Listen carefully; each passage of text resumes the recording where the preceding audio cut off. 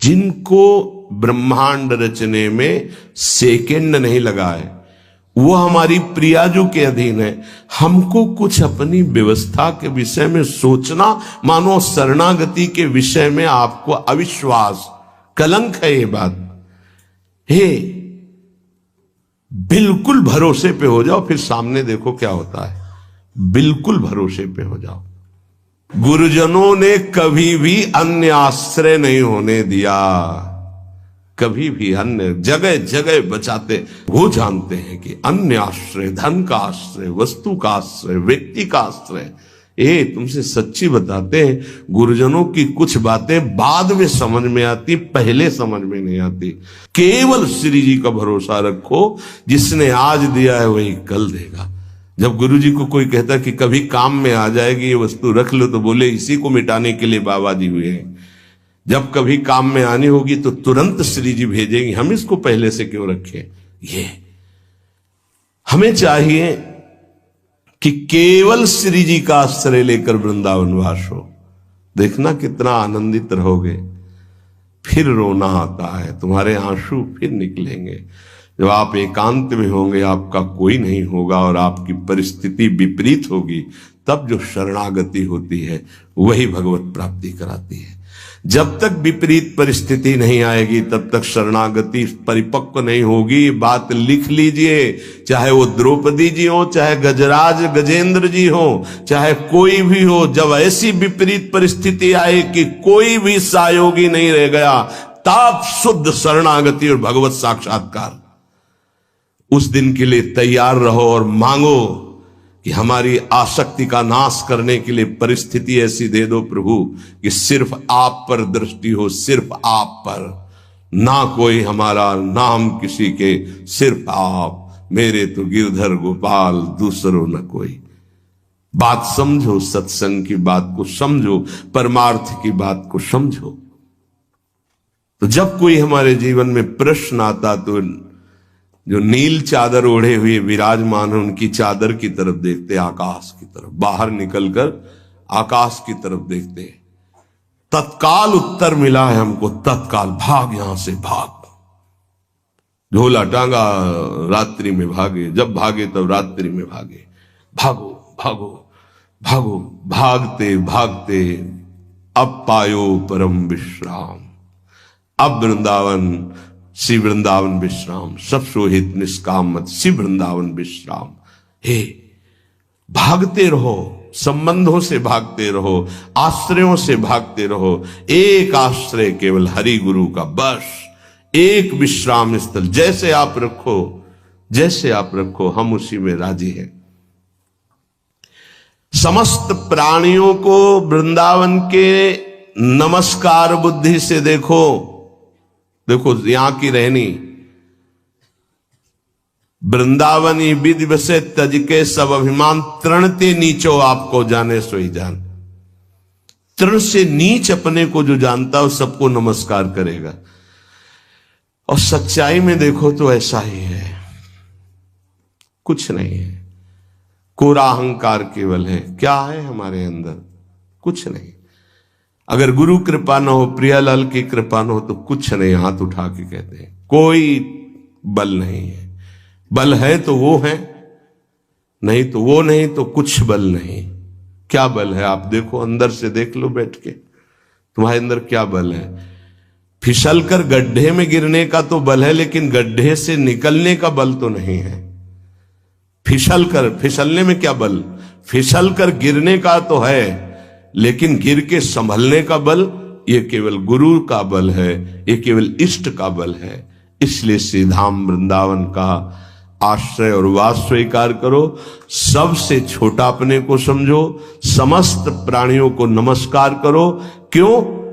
क्योंकि कहीं कोई वृंदावन में किसी का अपराध न बन जाए। नमंतु ननु जंतु कानिह नमंतु रस्तु क्वचित। कहीं ऐसा ना हो जाए यहां किसी भी जंतु का, किसी भी जीव का, किसी भी शरीरधारी का अपराध न बन जाए। अगर वृंदावन में कोई अपराध ना बनने पावे और सबको हम नमस्कार करके रहें और श्री जी का केवल भरोसा रहे, तो आप चमत्कार देख लेंगे, अध्यात्म आपके अंदर प्रकाशित हो जाएगा। जैसे जैसे अध्यात्म प्रकाशित होता है वैसे वैसे शांत होता चला जाता है, मन शांत होता चला जाता है, कोई वासना हृदय में नहीं रहती। पूज्यपाद श्री उड़िया बाबा जी महाराज से प्रश्न किया, पीछे वर्णन किया गया था कि बड़े बड़े महापुरुषों की ये लोग निंदा क्यों करने लगते हैं, क्यों द्वेष करने लगते हैं? वो तो किसी से द्वेष नहीं करते। जितने महापुरुष हुए उनकी निंदा हुई है, वर्तमान में जितने हैं तो आप देख लो सैकड़ों अगर नमस्कार करने वाले तो कुछ निंदक आपको मिलेंगे। ऐसा क्यों होता है? क्योंकि संत तो किसी से द्वेष नहीं करते, द्रोह तो उनके हृदय में होता नहीं, अद्वेष्टा सर्वभूतानाम।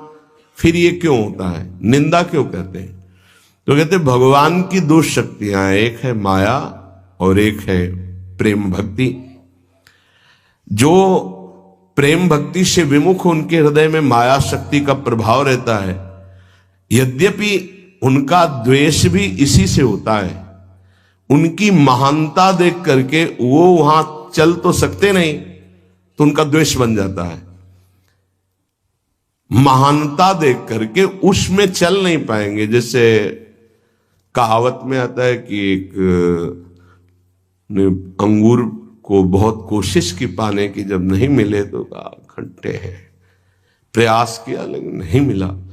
तो उनका प्रयास माया जनित है, तो प्रेम या भक्ति या सद्गुण या भगवद आश्रय नहीं धारण कर पाते, तो उनको द्रोह हो जाता है संतों से। अब नरसिंह मेहता जी का चरित्र देखिए, बड़े बड़े भक्तों का, उन्हीं के गांव के लोग, उन्हीं के घर के परिवार के जनों ने ही द्रोह पैदा कर दिया। द्वेष, निंदा, मारने की चेष्टा, अपमान, ऐसे। अच्छा सोचो, उड़िया बाबा जैसे महापुरुष से क्या कभी ऐसा हो सकता है कि उनके मारने के लिए आदमी लगा दे? विचार करके देखो। पैसा देकर भेजा गया था कि सत्संग में जाके नाक काट लो। वो आदमी चुपचाप चाकू लेकर के आया और प्रणाम के बहाने तो संतों के सामने कौन रोकता, तत्काल चाकू निकाली और जे भी मारा तो हाथ पकड़ते पकड़ते चावल भर नाक में चल, मतलब थोड़ा सा ऐसे खून निकलने लगा। ऐसे बाबा ने रोका, पकड़ा और गुफा में ले गए। आज भी गुफा नीचे जो बनी हुई, बैठे और गरम दूध चीनी डाल के मंगवाया, पिलाया और कहा धैर्य धारण करो, बिल्कुल डरो मत, तुम्हें कोई नहीं मारेगा, तुमने ऐसा क्यों किया? तो रो पड़ा संत कृपा देख के और कहा बाबा मुझे इतने 1000 रुपए देने की बात कही गई थी कि बाबा मैं गरीब आदमी हूं, पैसे के लोभ से बुद्धि मारी गई। उन्होंने कहा बस तुम ऐसे नाक में चाकू मार देना। ऐसा बाबा ने कहा कोई बात नहीं। कहां से आए हो? बोले हाथरस के हैं।